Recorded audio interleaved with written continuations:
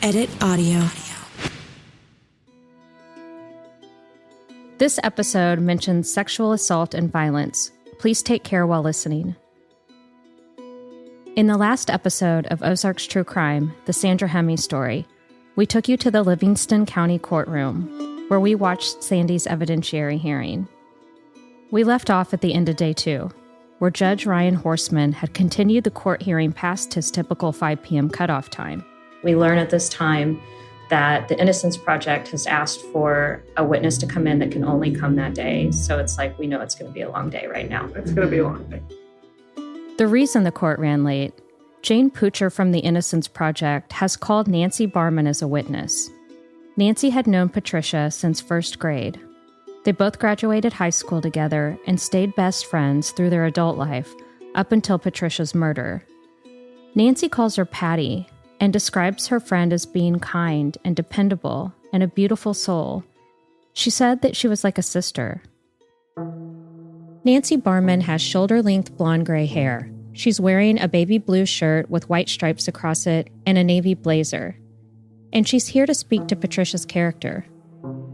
And then another great moment when the witness walked in, who we find out her name is Nancy Barman. The first interaction with Judge Ryan Horseman, he goes, "You appear to be very soft-spoken, so just make sure you try to talk really loudly for the court." Yeah, turn the volume up for the court.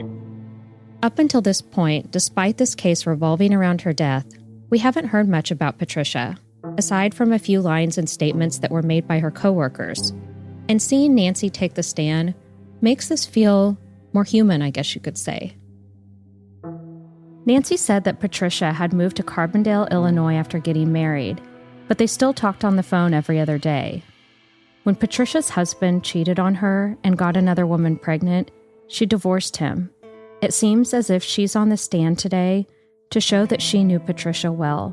They trusted each other.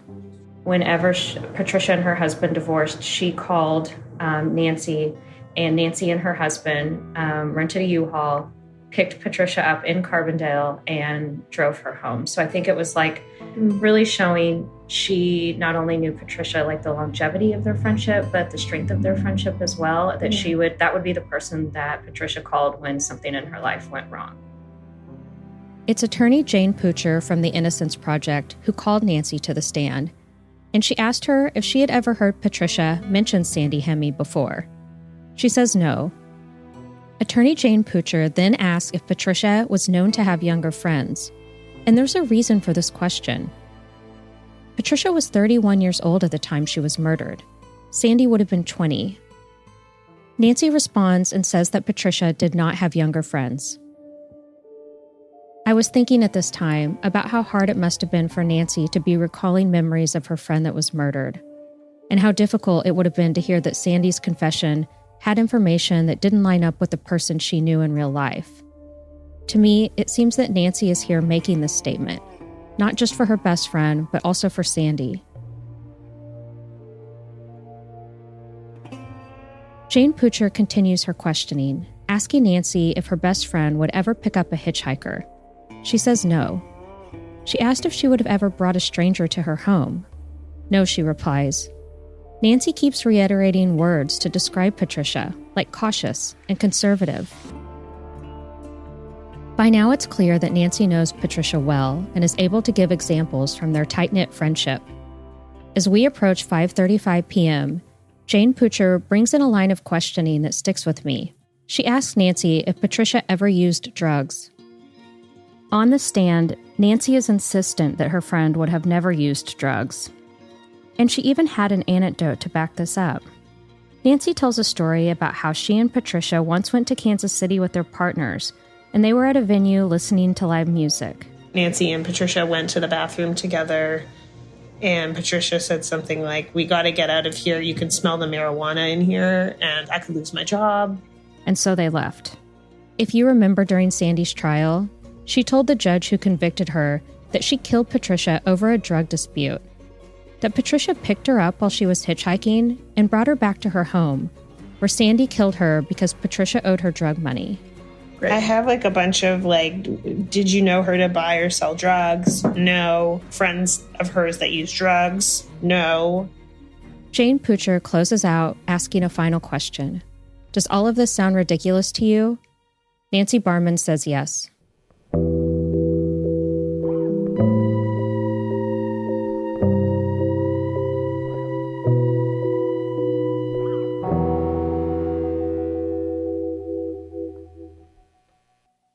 At this point, it's 5:40 p.m., and we're adjourned for the day. There's a bit of exhaustion in the air as we all file out of the courtroom. When we get home, our team gathers around the table.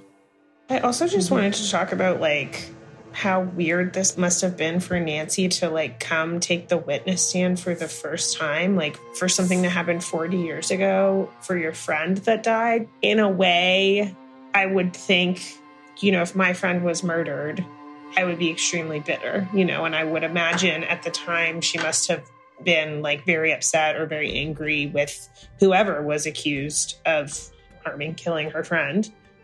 Sandy had testified that she had killed Patricia because of this drug money and such. And for that to be just so absurd. So not only did you lose your best friend, but people are saying that it was because your friend bought and sold drugs and owed drug money and all of this, which would probably just feel so sad and frustrating. No matter what, her best friend was murdered. And so for her to do this is showing that she's actually supporting Sandy more so than anyone else. Yeah. And putting herself through talking about that again, when I'm sure her life has moved on in many ways, that's I'm sure really hard. And I think it's really big of her to have done that. We'll be back after this break to hear about our final day in court and to get new information on suspect Michael Holman.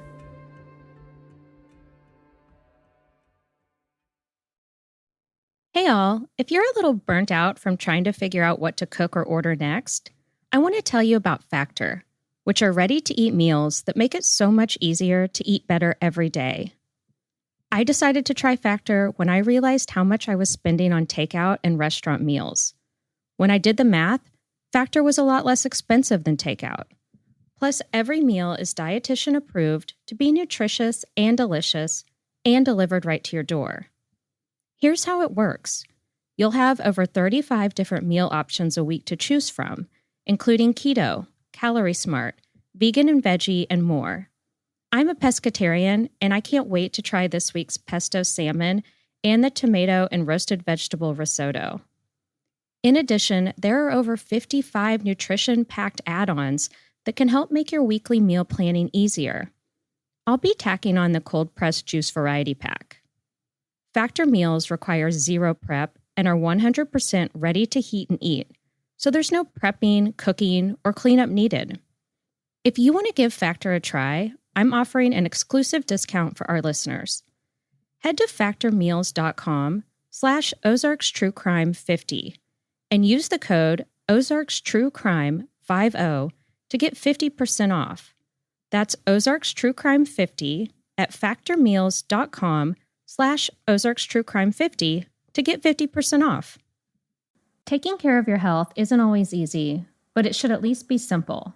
That's why for the last 2 years, I've been drinking AG1 every day, no exceptions. It's just 1 scoop mixed in water once a day, every day, and it makes me feel ready to take on the day. That's because each serving of AG1 delivers my daily dose of vitamins, minerals, pre- and probiotics, and more. It's a powerful, healthy habit that's also powerfully simple. With AG1, I know I'm getting essential brain, gut, and immune health support with vitamins, probiotics, and nutrients from whole foods. I like to think of it as nutritional insurance. I know I'm covering my nutritional bases right from the start of the day. In fact, I brought travel packs for me and my producers while we're away working on this season of the podcast. If there's one product I had to recommend to elevate your health, it's AG1, and that's why I've partnered with them for so long. So if you want to take ownership of your health, start with AG1. Try AG1 and get a free 1-year supply of vitamin D3 plus K2 and 5 free AG1 travel packs with your first purchase exclusively at drinkag1.com/OzarksTrueCrime. That's drinkag1.com/OzarksTrueCrime. Check it out.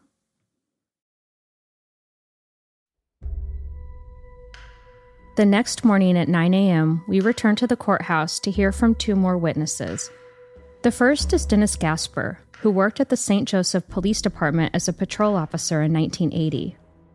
Gasper was assigned as the training officer for Michael Holman, essentially to show Holman the ropes, drive around, and work cases. He worked with Holman 5 days a week over the span of 1 to 2 months.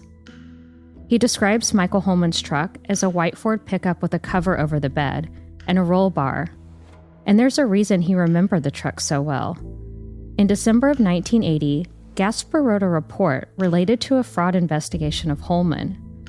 In the report, Gasper states that he was at the police station picking up his paycheck when he saw Holman's truck parked there with no one in it. This grabbed Gasper's attention because this truck was reported stolen by Michael Holman himself. So yeah, it sounds a little strange. Michael had reported his truck stolen, then drove it to work to pick up his paycheck. It was Gasper who reported this, and Holman was subsequently fired. Which is just, again, one of these like bizarre moments where you're like, why would you use the credit card? Why would you drive the car? You know, like it just seems like very like high risk behavior. Yeah. In the summer of 1981, Gasper became a detective and was tasked with going undercover for a stakeout at an apartment complex due to a slew of break-ins and sexual assaults. On June 26, 1981, 3 days after the original stakeout, Gasper reported unusual activity. A black male who was shirtless exited a parked car. Gasper then saw the man walk around one of the buildings, where he lost sight of him. 3 days later, on June 29th, Gasper was on the stakeout alone and saw what appeared to be the same man looking in windows. A car pulled out, and they saw somebody get out and then walk down this path. Yeah, the path down a wooded area. They said that Gasper, the witness, said that he went to apprehend him and lost him. And so he decided to wait for him at a parked vehicle that he suspected to be his. I followed him, lost him, then went to a car, 78 Ford Fairmount, ran the plates, and it was registered to Michael Holman. At this point, the man who was looking into the windows returns to the vehicle where Detective Gasper is waiting. And I think you know what I'm going to say next. That man was Michael Holman. Now remember, Gasper and Holman have been working closely together. So Gasper says to him, "Michael, what are you doing here?" To which Holman says, "Nothing." Gasper then places him under arrest and calls for a patrol car to transport him. According to the Innocence Project, there were no reports of sexual assault after Michael Holman's arrest. But something wasn't totally clear. The respondents pulled out some old reports from that string of sexual assaults. He had said, oh, the suspect was black. And then the respondents came back and said, here's a police report, here's another police report, and they weren't reports that he had written, but that it was all reported to have been a white suspect. Yeah. But then they also said that after they arrested Michael Holman, there were no more reports of like sexual assault in that area or like window peepers in that area. So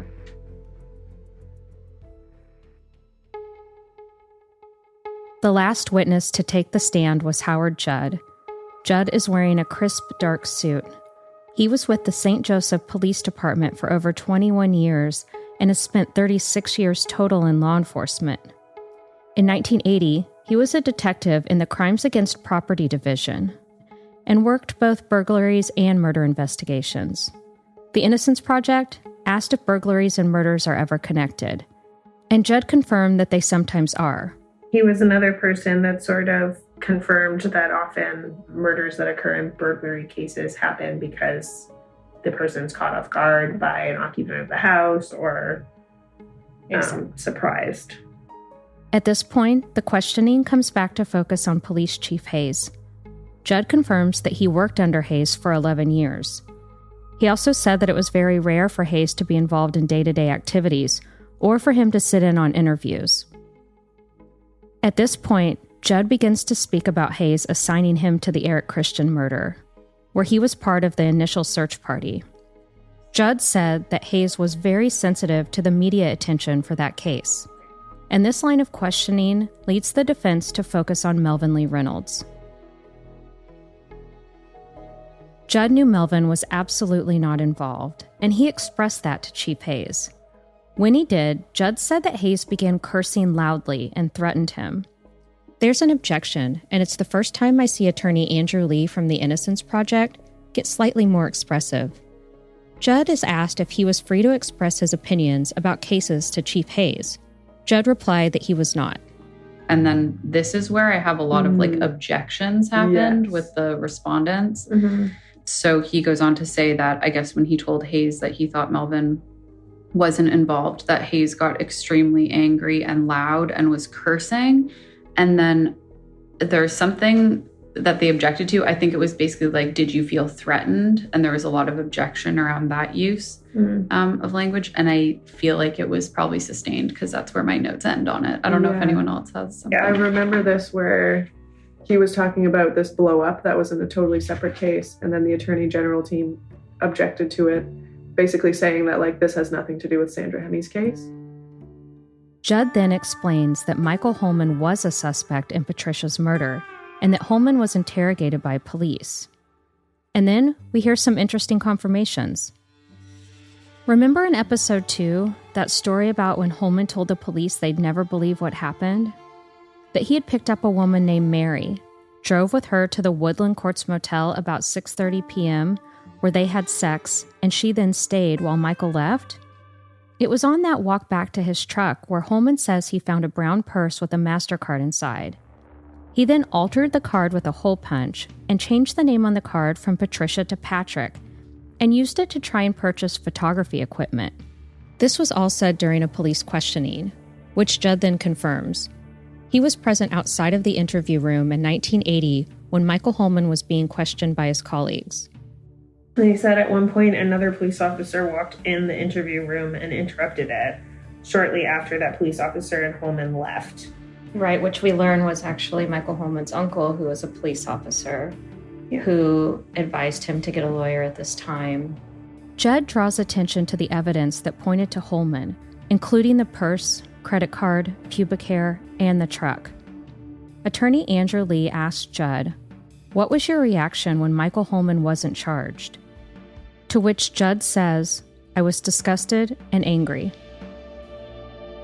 It's the Attorney General's turn to cross-examine Judd, and they ask if he was in the room where Holman was questioned, to which he replied no. Then the Innocence Project starts their final series of questioning. They say, "How many cases did you know of that involved police officers as suspects?" "Only 2, he replies. They ask, "Who was it up to see that these cases made it across the street to the prosecutor's office?" His answer, Chief Hayes. And then we find out that this case was never submitted. And they said, "How did that make you feel?" And he said, "I was angry."